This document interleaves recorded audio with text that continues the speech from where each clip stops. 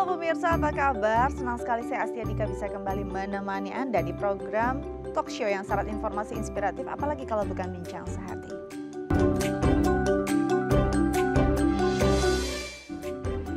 Pemirsa Bincang Sehati, pernahkah Anda merasakan ada pola buang air besar yang kayaknya terus-menerus gitu ya, berbeda dengan rasa yang tidak nyaman. Nah, ini Anda mungkin perlu fokus nih tentang kesehatan di area pencernaan Anda.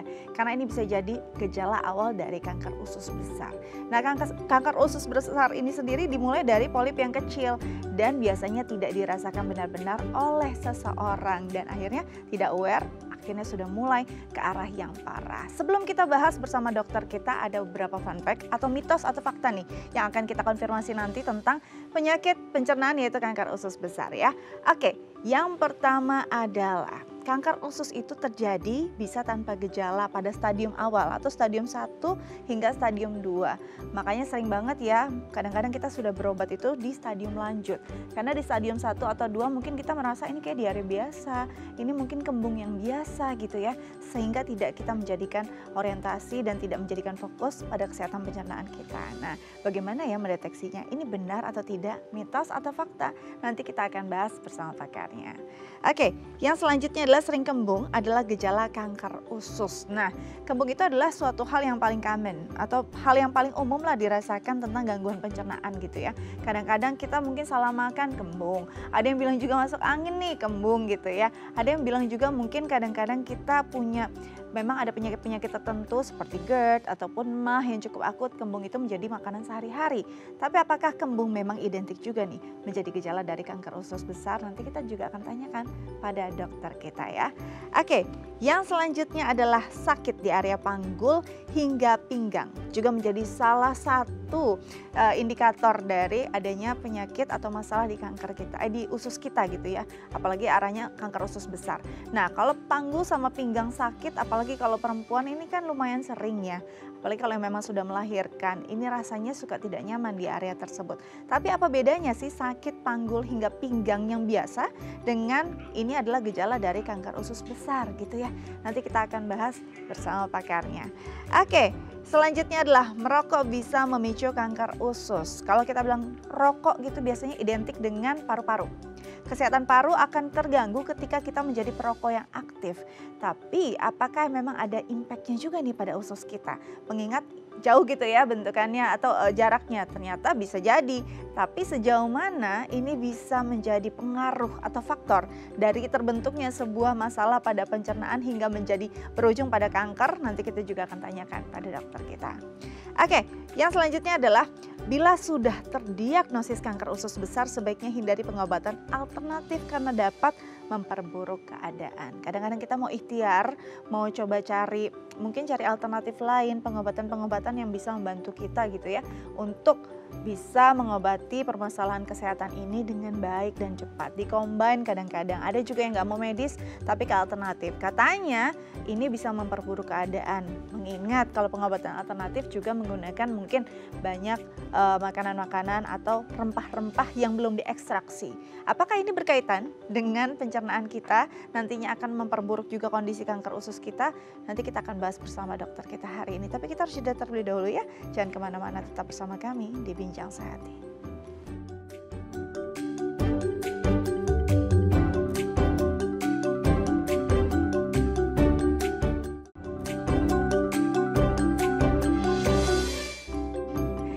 Ya pemirsa, kembali lagi bersama kami di Bincang Sehati, masih membahas tentang kesehatan pencernaan kita yaitu usus gitu ya, dan khususnya untuk kanker usus besar. Nah, untuk membahasnya saya sudah terhubung via Zoom dengan dokter kita. Ada Dr. Eko Priyatno, SPB KBD, spesialis bedah digestif dari Bethsaida Hospital. Langsung kita sapa. Halo Dr. Eko, apa kabar? Halo, selamat siang. Selamat Semuanya. pagi menjelang siang ya dok ya. Tetap semangat nih sebelum praktik, memberikan waktu dulu untuk bincang sehati begitu ya. Oke, kita bahas dulu sebelum tadi kita mau masuk ke topik utama kita. Tapi kita bahas dulu nih ada beberapa fun fact atau mitos atau fakta yang mau dikonfirmasi nih bersama dokter kita. Oke, yang pertama adalah benar nggak sih dok faktanya bahwa kanker usus tuh di stadium awal, apalagi stadium 1 atau 2 ini kadang-kadang nggak bergejala. Itu benar atau tidak? Mitos atau fakta? Fakta. Oke, Jadi umumnya kanker usus besar itu dimulai dari polip. Ya. oke, Polip itu sifatnya jinak dan kemudian dia berubah menjadi ganas. oke. Nah, polip ini umumnya tidak bergejala, Mm-mm. tapi pada sebagian kecil dia juga bisa bergejala. Dalam hal ini terjadi perdarahan dari usus. Ya. Jadi umumnya tidak bergejala. Ini benar-benar pure tidak bergejala atau sebenarnya kita nggak sadar aja karena gejalanya mungkin samar dengan diare ataupun dengan penyakit pencernaan yang lain, Dok? Ya, pada stadium awal saya kira memang tidak bergejala, Mbak. Oh, Sehingga memang benar-benar tidak bergejala gitu ya. pasien-pasien kanker usus besar yang datang nih umumnya terlambat. Ini menyebabkan terlambat karena pada Oke. stadium awal memang tidak bergejala. Jadi karena memang di awal-awal nih sama sekali tidak bergejala, jadi memang banyak akhirnya yang terlambat untuk diobati dan pengobatannya jadi jauh lebih sulit dan lebih serius ya. Oke, Dok, selanjutnya adalah kembung. Nah, ini kan kembung sering banget dong dirasakan kita gitu ya, apalagi yang mungkin punya mah atau memang pencernaannya sensitif gitu ya, salah makan aja bisa kembung. Nah, bedanya apa nih kalau memang kembung itu bisa jadi indikator adanya masalah pada usus besar apalagi kanker? Ada nggak bedanya dengan kembung kita yang biasa? Ya, saya kira ini mitos ya. Kalau Mitos ya? kembung Oke. merupakan kembung umumnya merupakan keluhan-keluhan dari upper GI, yaitu saluran cerna atas dalam hal ini Saluran lambung. atas ya. Ya, keluhan lambung umumnya memberikan keluhan kembung. Namun pada kanker usus besar yang lanjut bisa juga menyebabkan sumbatan usus atau obstruksi. Dalam kondisi seperti ini bisa juga terjadi kembung memang, tapi sudah lanjut sekali. Baik, jadi kalau misalnya kembung sebenarnya identik dengan masalah saluran cerna atas. Kalau memang ada kembung pada pada masalah usus besar ini mungkin karena adanya sumbatan tadi ya, akhirnya jadi impactnya saja begitu ya. Tapi ini bukan satu gejala yang memang khas dari kanker usus besar. Oke, ini mungkin bisa jadi catatan juga ya untuk pemirsa di rumah. Selanjutnya, mitos atau fakta nih Dok, kalau sakit di area pinggul sampai panggul gitu ya, ini juga bisa jadi indikator adanya masalah di usus besar kita, apalagi kanker gitu Dok. Ya, ini mitos ya. Seperti kita ketahui bahwa usus besar adalah organ yang terletak di intraperitoneal, yaitu artinya di dalam perut ya. Sehingga keluhan-keluhan yang terjadi umumnya adalah keluhan perut, seperti nyeri perut baik di kanan atau di kiri. Sedangkan keluhan pinggang umumnya terjadi pada keluhan dari organ-organ di retroperitoneal, di belakang dari selaput perut ya. Misalnya keluhan dari ginjal ya, itu biasanya memberikan keluhan di pinggang atau pinggul ya. Baik, jadi ini bisa dipastikan mitos karena kebanyakan memang pastinya sakitnya atau nyerinya justru di area perut gitu ya, di dekat area yang tepat dengan usus besar. Oke, yang selanjutnya adalah mitos atau fakta nih Dok, kalau merokok itu bisa memicu kanker usus besar. Kan biasanya orang lebih lebih familiar kalau merokok ya paru-paru gitu ya. Nah ini ke usus, benar nggak sih Dok ada pengaruhnya? Saya kira ini fakta ya. Fakta bahwa merokok itu merupakan faktor resiko dari kanker usus besar. Seperti kita ketahui bahwa zat-zat yang terkandung di dalam rokok itu bisa menyebabkan mutasi dari DNA. Ya, mutasi DNA dari sel dalam hal ini sel dari usus besar. Ya, bila terjadi mutasi akan menyebabkan pertumbuhan sel yang tidak terkendali. Inilah yang kita kenal dengan kanker ya. Itu fakta. Baik, jadi nggak cuma masalah paru-paru atau nasofaring saja nih. Ternyata walaupun jauh letaknya gitu ya dari aktivitas perokok bisa jadi masalah. Nah, para perokok nih coba wanti-wanti dikurangi, jangan sampai ada masalah kesehatan nantinya ya. Oke, terakhir adalah mitos atau fakta nih Dok, kalau memang sudah terdiagnosa ada masalah di pencernaan, apalagi sampai kanker usus besar, sebaiknya jangan melakukan pengobatan alternatif karena nanti akan memperburuk kondisinya. Benar atau enggak sih Dok? Saya kira ini fakta yang tidak terbantahkan ya. Fakta yang Sampai tidak saat wow, ini valid gitu ya? valid, sangat valid ini.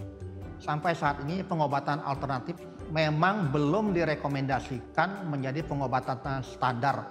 Mhm. Ya, pengobatan standar dalam hal ini adalah pengobatan yang efektif untuk mengobati kanker usus besar. Sampai saat ini pengobatan yang sudah terbukti secara ilmiah efektif adalah yang pertama adalah pembedahan ya Mhm. pada kanker-kanker stadium awal.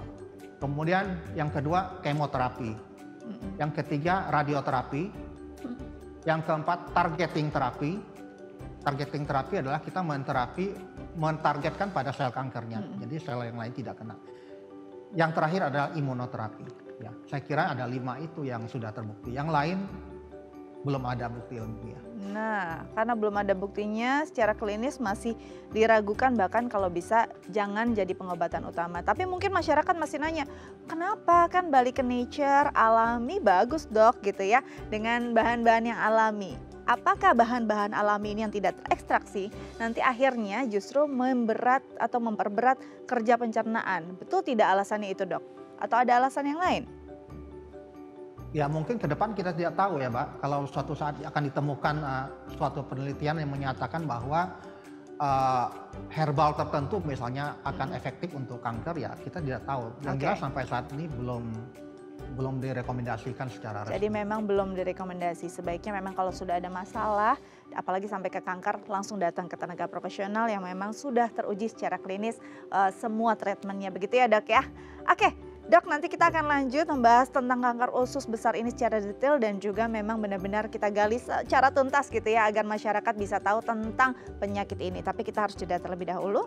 Pemirsa jangan kemana-mana, tetap bersama kami di Bincang Sehati.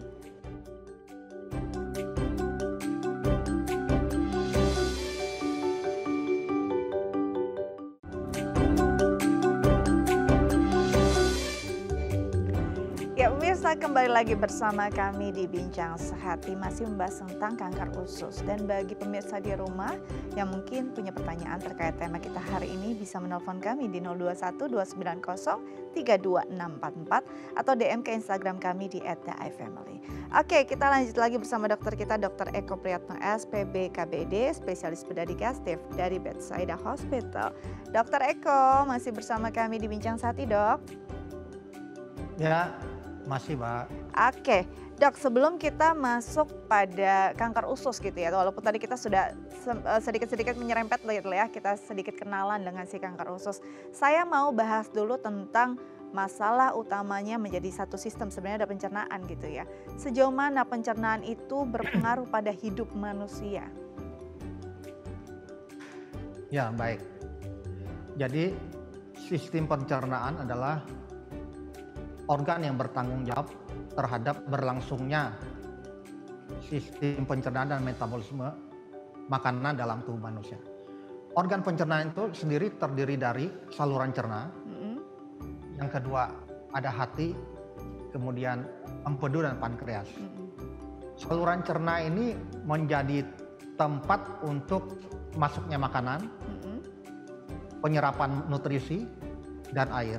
Sedangkan organ-organ hati, empedu, dan pankreas adalah organ yang mensuplai enzim atau zat-zat tertentu untuk memperlancar pencernaan itu sendiri.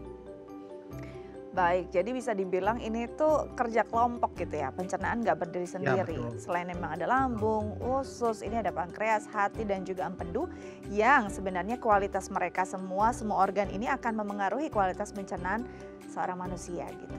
Nah dok, betul. Berarti kalau kita bicara tentang masalah di usus, ini nggak selalu tiba-tiba saja ada di usus atau sebenarnya bisa jadi ini adalah impact dari masalah penyakit lain?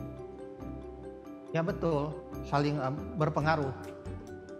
Seperti contohnya ya, kelainan-kelainan dari empedu misalnya batu empedu, keluhannya sangat mirip sekali dengan keluhan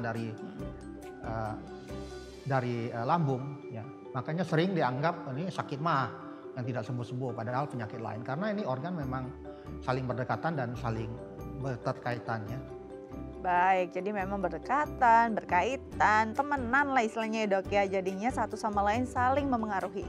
Nah kalau kita bicara tentang masalah di usus khususnya. Sebenarnya gejala-gejala kalau masalah di usus tuh apa sih dok? Apakah hanya diare atau mungkin konstipasi saja gitu? Dua hal itu saja yang menjadi gejala utama atau hal utama, indikator utama ada masalah di usus kita. Ya masalah di usus ya banyak ya. Hmm, Keluhannya ya bisa berupa nyeri ya, nyeri di perut, kemudian ya, tadi seperti tadi disebutkan diare, konstipasi, atau perdarahan, kembung ya, banyak macam gitu. oke, jadi Makanya kita kembung bisa jadi sebagai juga ya dok ya. dokter harus membedakan ini keluhan yang mana.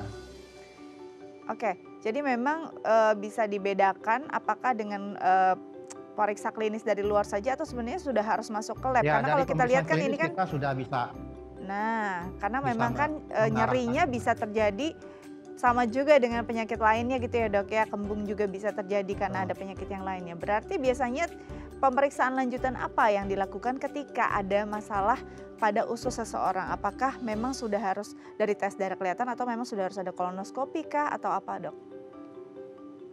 Ya tesnya ya sangat spesifik tergantung dari kecurigaan kita. Misalnya Mhm. keluhan di usus, misalnya nyeri perut ya bisa misalnya usus buntu, misalnya keluhan lambung, keluhan radang usus atau kanker itu setiap penyakit itu pemeriksaannya berbeda-beda Mhm. ya. Oke, jadi Pemilihan pemeriksaan tergantung dari berbeda-beda. dari asesmen awal kita. Baik, jadi memang tergantung juga ya keluhannya apa, nanti akan pemeriksaan lanjutannya lebih spesifik juga untuk kondisi seperti apa. Nah, Dok kalau kita masuk nih ke topik kita yang utama adalah kanker usus. Saya mau tanya dulu, biasanya kan nggak mungkin ada api, nggak mungkin ada asap kalau nggak ada api ya, nggak mungkin ada penyakit kalau nggak ada penyebabnya. Penyebabnya apa sih Dok untuk kanker usus ini? Ya baik, untuk penyebab kanker usus ini kita kenal dengan istilah faktor resiko ya, Mm. banyak macam ya.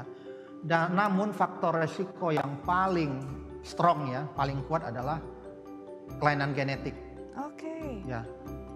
Jadi ada riwayat keluarga, ada gen kanker usus besar dalam tubuh seseorang. Itu faktor yang paling strong Mhm. ya.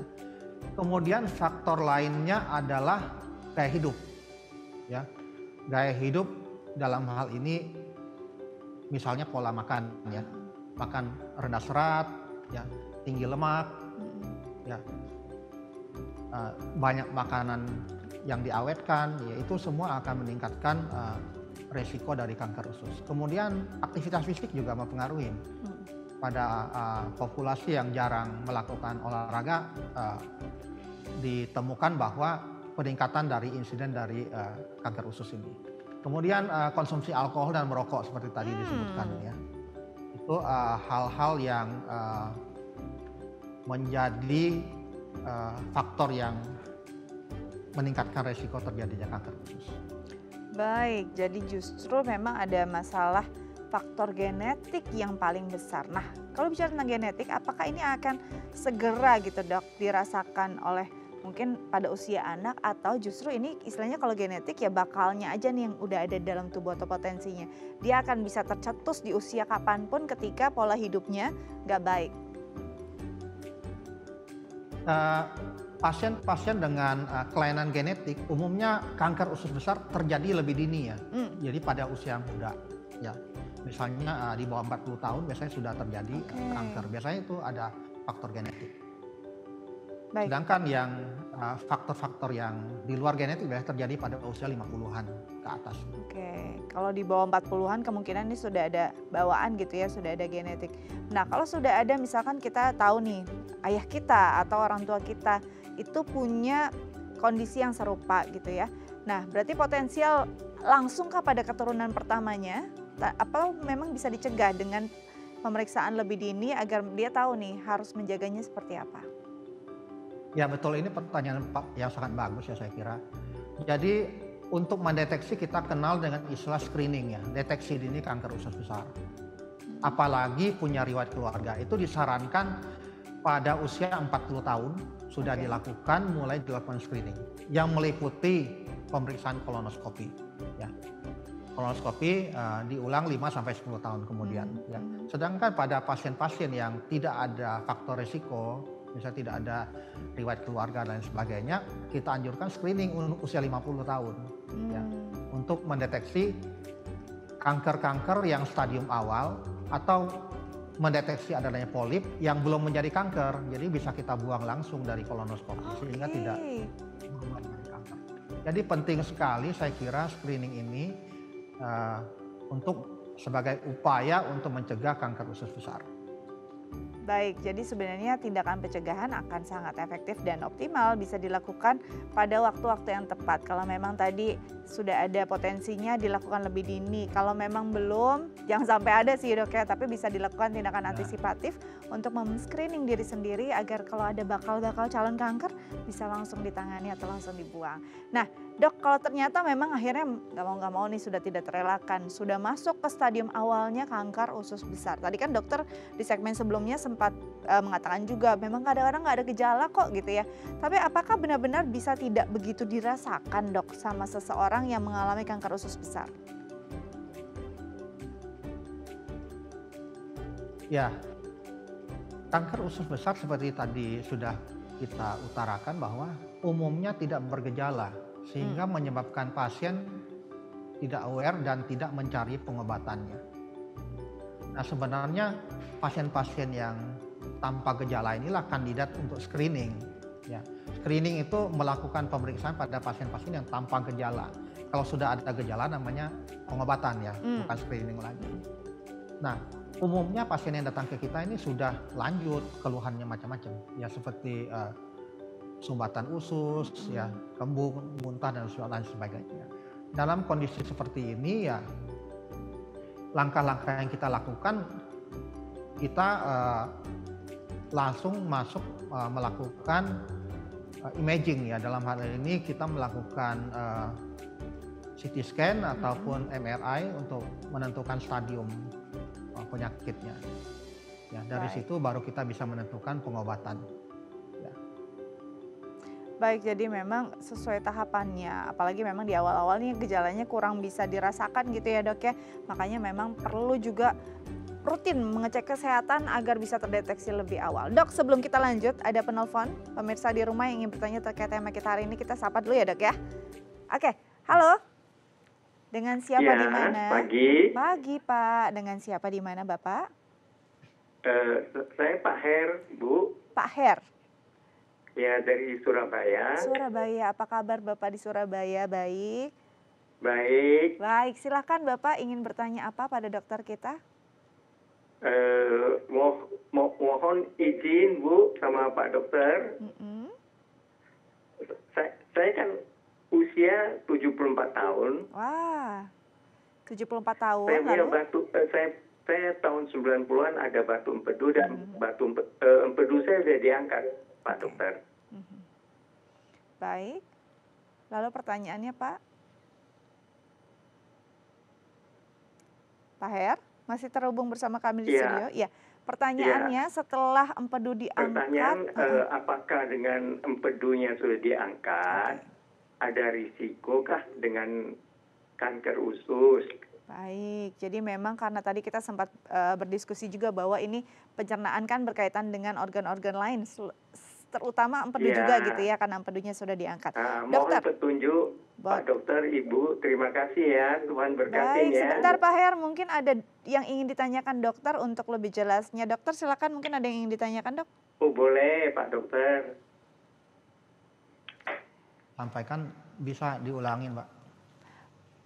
Baik. Jadi Pak Her ini punya masalah empedu pada tahun dan sudah diangkat gitu ya. Nah Bapak mau tahu apa yang harus dilakukan? Iya Pak Dokter. Kan? Betul. Apakah ini berisiko nantinya akan menyebabkan adanya masalah pencernaan lain khususnya di kanker usus besar tadi Pak, di usus besar. Nah Pak Her ini mau tanya sama dokter, gimana caranya hidup tanpa empedu tapi bisa tetap sehat pencernaannya.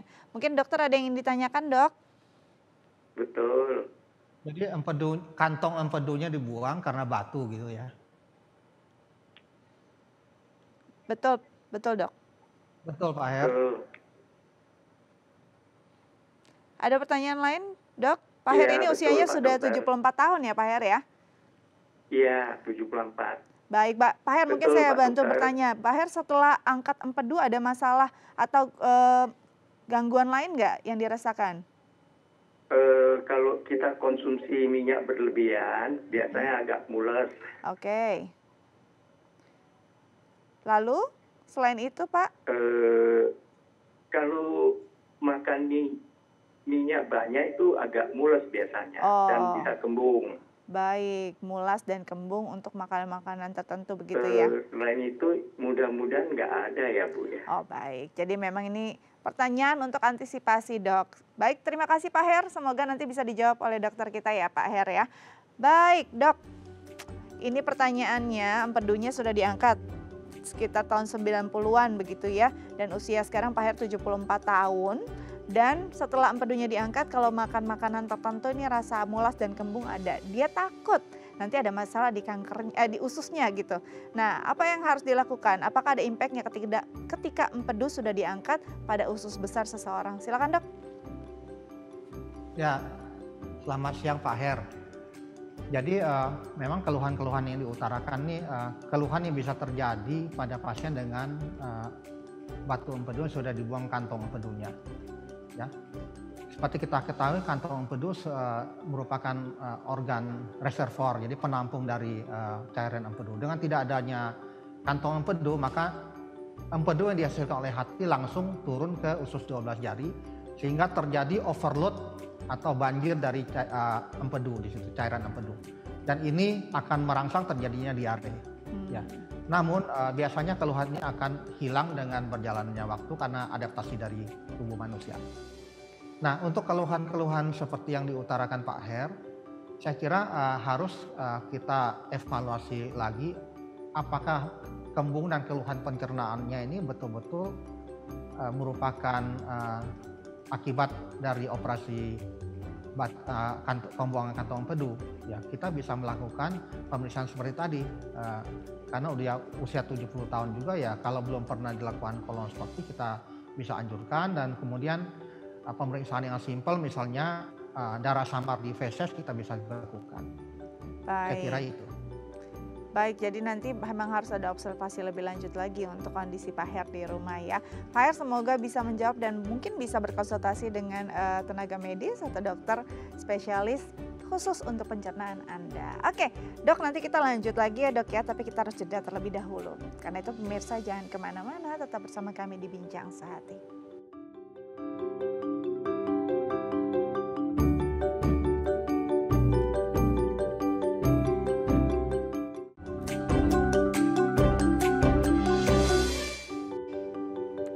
Ya pemirsa, kembali lagi bersama kami di Bincang Sehati, masih membahas tentang kanker usus besar dan masih bersama dokter kita Dr. Eko Priyatno SPB KBD, spesialis bedah digestif dari Bethsaida Hospital.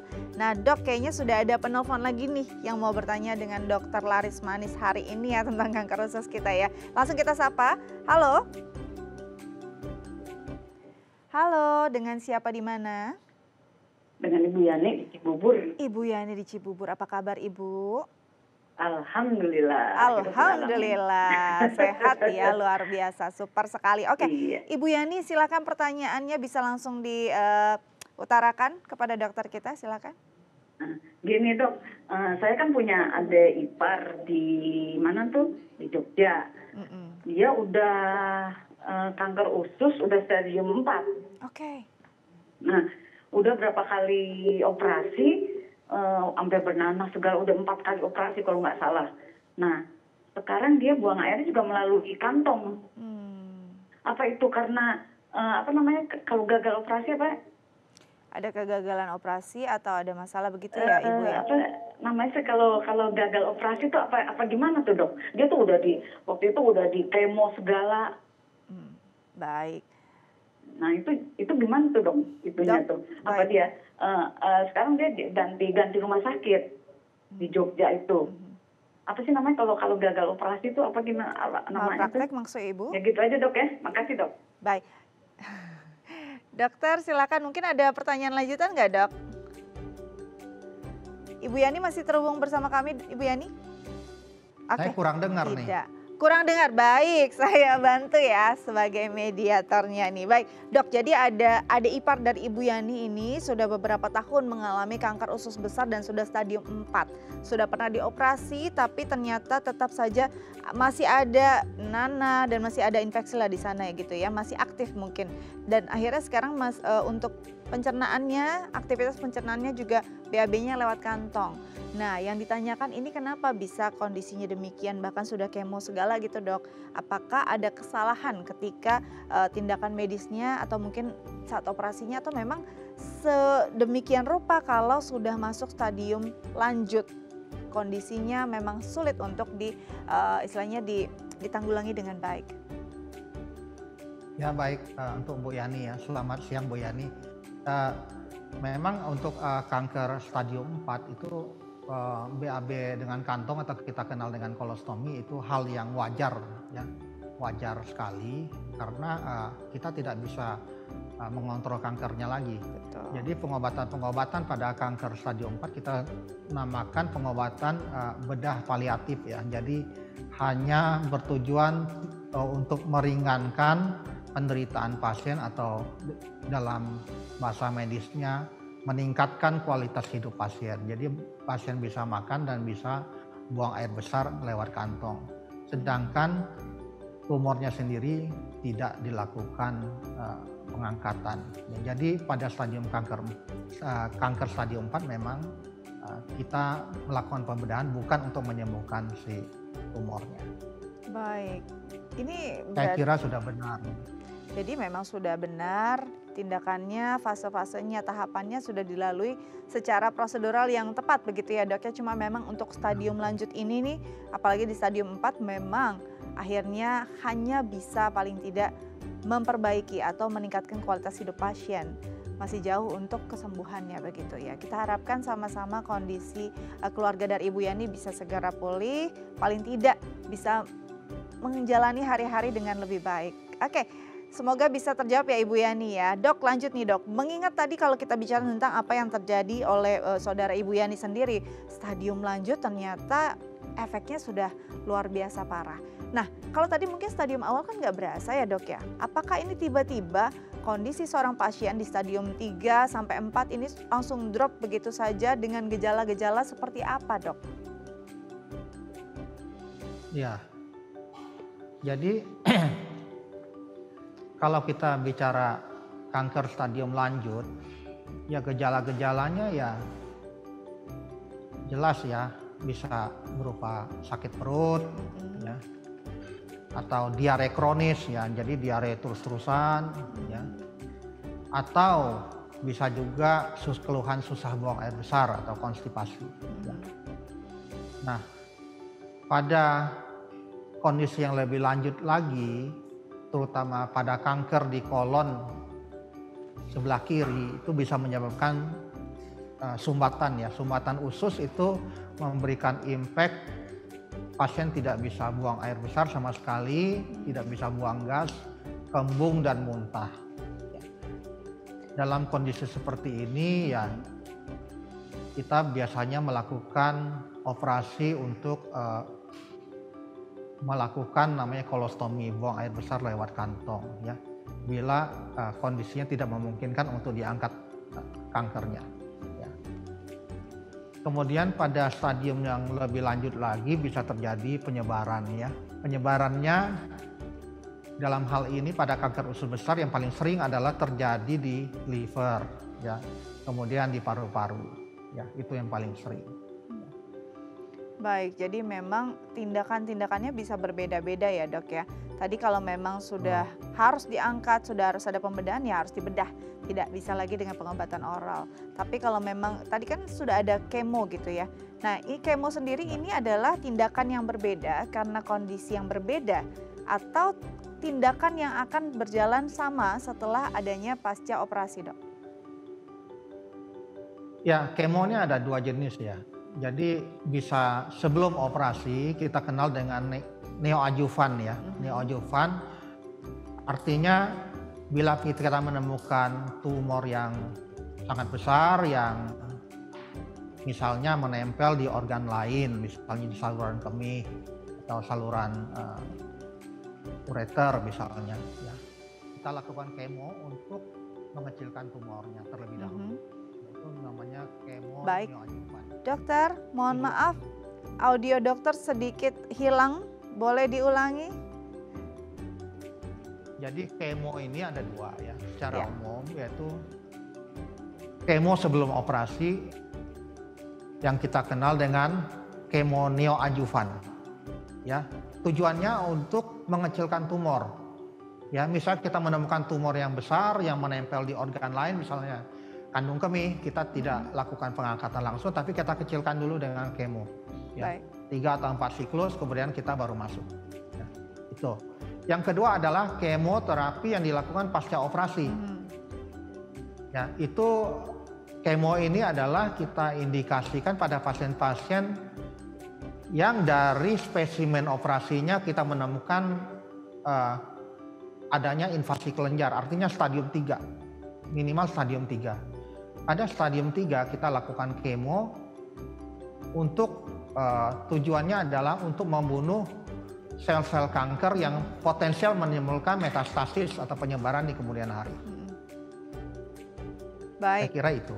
baik. Jadi memang kemo sendiri adalah tindakan medis kombinasi gitu ya, bisa dilakukan Ya betul. bersamaan juga berjalan sesuai dengan proseduralnya pembedahan. Jadi ya bisa dilakukan sebelum pembedahan, paling tidak untuk mengkondisikan tumor ataupun kanker yang akan dibedah agar tidak terlalu besar begitu ya dok ya, agar paling tidak ditidurkan.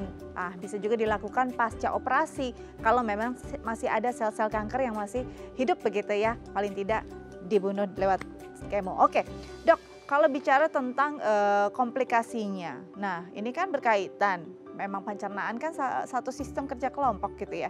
Ketika kanker pada usus kita sudah tercetus dan sudah sampai ke stadium lanjut, memungkinkan tidak akhirnya terjadi juga nih komplikasi pada penyakit lain? Bisa lebih spesifik Pak?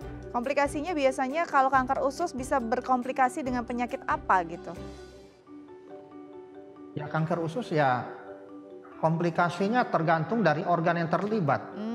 Misalnya dia kanker ini menyebar ke hati ya, ya bisa menyebabkan keluhan-keluhan pada hati seperti sakit kuning dan lain sebagainya. Ya, misal ke paru-paru ya bisa menimbulkan sesak napas ya, atau menyebar ke tulang ya bisa sakit-sakit di tulang ya seperti itu. Tergantung dari penyebarannya kemana. Memungkinkan tidak di stadium awal sebenarnya sudah bisa ada komplikasi dengan organ yang lain gitu, ada kondisi yang salah di sana. Jadi mungkin di ususnya nggak merasa nyeri tapi sebenarnya sudah mulai sesak dan itu menjadi side effect dari kanker ususnya. Tidak, kalau stadium awal tidak. Oke. Pasti tidak. Pasti tidak, itu sudah stadium lanjut akhirnya bisa membuat adanya komplikasi pada organ lain dan adanya gangguan kesehatan pada organ lain. Nah dok, biasanya kalau di stadium awal tidak bisa terdeteksi, bisa tidak sih ini diobati gitu ya, walaupun dia nggak kedeteksi, biasanya ada nggak yang akhirnya temuannya, oh masih stadium awal nih, paling tidak apakah harus melakukan general check up secara rutin, karena kan kalau sudah stadium lanjut kan susah ya dok ya, bisa nggak seperti itu, walaupun kita nggak ada potensi? Tadi kan kita sudah singgung sedikit mengenai screening itu ya. Walaupun sebelum umur 50 bisa kan ya dok ya? Ya betul bisa, bagian dari seperti check up gitu, kita melakukan deteksi dini. Yang paling simpel sebenarnya dengan pemeriksaan feses saja. Kita melihat darah, pemeriksaan darah samar dari feses. Kalau itu positif ya kita lanjut ke pemeriksaan dengan dektoskopi atau kolonoskopi ya. Baik, kita jadi lakukan sebenarnya dengan check up yang rutin ini bisa ya dok ya? Konfirmasi, ya betul. Nah, permasalahannya apakah stadium awal ini bisa sembuh? Atau justru sama seperti stadium lanjut hanya memperbaiki kualitas hidup seseorang? Nanti kita akan bahas, tapi kita harus jeda terlebih dahulu. Tetap bersama kami di Bincang Sehati.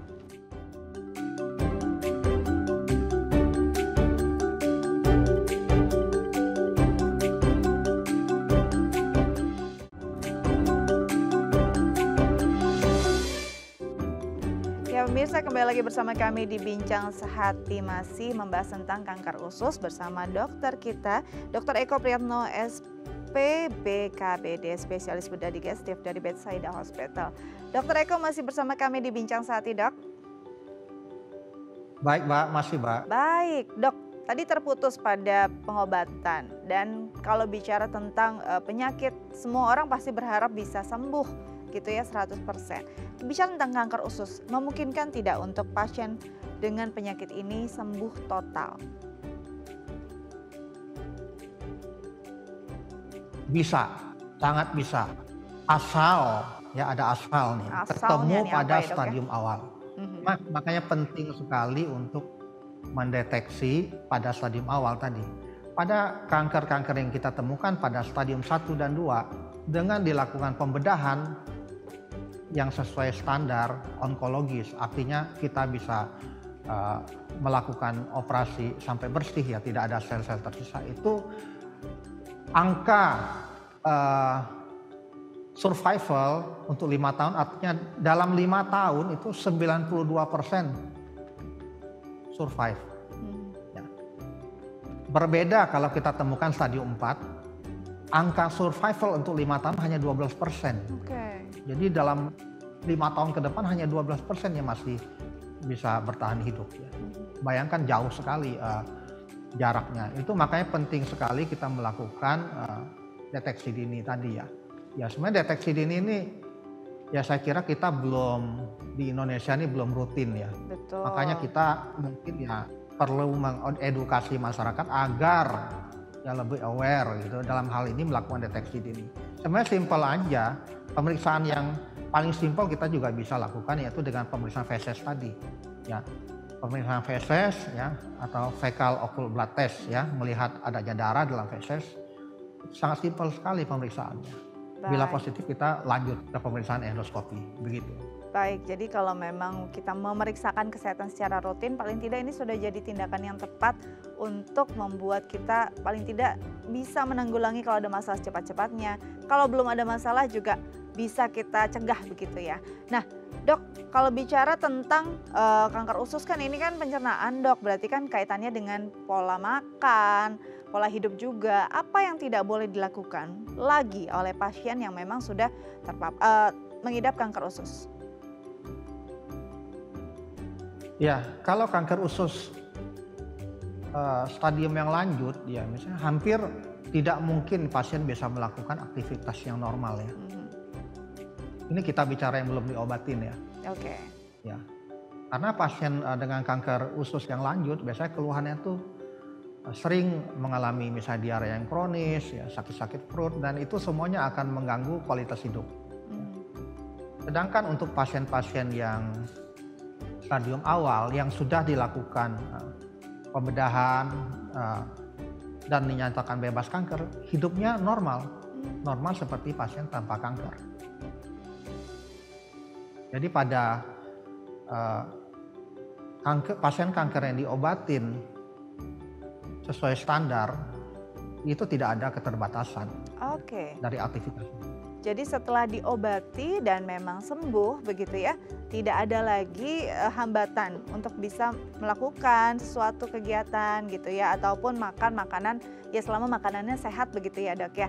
Nah, bagaimana kalau yang sudah stadium lanjut? Apakah memang walaupun kan ini masih sulit nih untuk disembuhkan, apa yang harus mereka lakukan untuk pasien kanker usus dengan stadium lanjut agar kualitas hidupnya tetap baik dan makin baik? Apakah ada makanan atau kegiatan yang memang harusnya sudah tidak dikonsumsi atau dilakukan lagi oleh pasien tersebut? Ya, untuk kalau pasien yang sudah terlanjur menjadi kanker atau menderita kanker sebenarnya kalau udah stadium lanjut ya misalnya dengan gangguan dari dalam hal ini obstruksi, ya dia tidak bisa makan makanan padat yang jelas ya.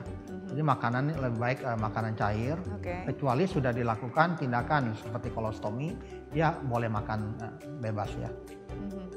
Baik, untuk makan makanan memang tidak lagi dianjurkan makanan padat ya, Dok. Kalau aktivitas otomatis pastinya akan lebih sering beristirahat dibandingkan bisa beraktivitas normal. Paling tidak mungkin kalau dilakukan agar tidak terlalu stres itu membaca buku, menonton video yang memang juga bisa menjadi video inspiratif dan juga motivasi. Atau bisa menonton Diet TV ya dok ya, biar bisa mengisi hari-harinya dengan motivasi. Oke, terakhir dok, mungkin ada hal yang ingin disampaikan untuk pemirsa di rumah terkait kesehatan pencernaan, khususnya kanker usus ini agar pemirsa lebih aware dan bisa terhindar dari masalah yang lebih serius. Ya, baik. Terima kasih. Jadi yang ingin disampaikan adalah nomor satu adalah pentingnya melakukan deteksi dini. Ya, deteksi dini atau screening mulailah pada umur 40 tahun pada pasien yang ada riwayat keluarga. Misalnya ayahnya ada menderita kanker usus besar, kita lakukan screening usia lebih muda 40 tahun. Untuk yang tidak ada riwayat keluarga, kita lakukan sarankan mulai pada usia 50 tahun. Ya, itu yang pertama. Ya, ini sangat penting screening ini kita bisa mendeteksi dini dan ditemukan dalam stadium dini sehingga bisa diobatin dengan tujuan untuk kuratif, dalam hal ini sembuh ya. Yang kedua, perlu diingat bahwa pengobatan kanker usus besar ini adalah pengobatan multimodalitas. Artinya apa? Tidak hanya satu pengobatan saja, misalnya bedah saja. Dia ada kombinasi, misalnya kemoterapi dan lain sebagainya, tergantung dari indikasi. Nah, pasien-pasien sering yang kami temukan adalah takut beraninya melakukan operasi, tapi pengobatan lanjut itu tidak mau. Itu sama saja tidak akan memberikan hasil yang maksimal karena pengobatannya adalah multimodalitas ya. Jadi setelah operasi kalau memang perlu kemo indikasinya jelas ya lakukan ya, itu prosedur. Tuh. Jadi memang kita mendapatkan angka survival atau harapan hidup yang tinggi. Lebih besar ya dok ya. Baik dokter, terima kasih banyak sudah berbagi bersama kami di Bincang Sehati. Semoga apa yang dipaparkan tips dari dokter juga bisa membantu masyarakat untuk lebih peduli pada kesehatannya, bisa melakukan tindakan antisipatif dan juga paling tidak kalau memang sudah menjadi pasien kanker usus ini bisa melakukan pengobatan yang optimal dan konsisten karena komitmen dibutuhkan ya. Baik dokter, terima kasih banyak, tetap jaga kesehatan. Sampai jumpa lagi di Bincang Sehati nanti ya dok ya, episode lainnya. Baik pemirsa, saya sudah bincang sehati hari ini. Semoga apa yang kami bagikan bisa bermanfaat untuk Anda. Saya Astia Dika pamit undur diri, sampai jumpa.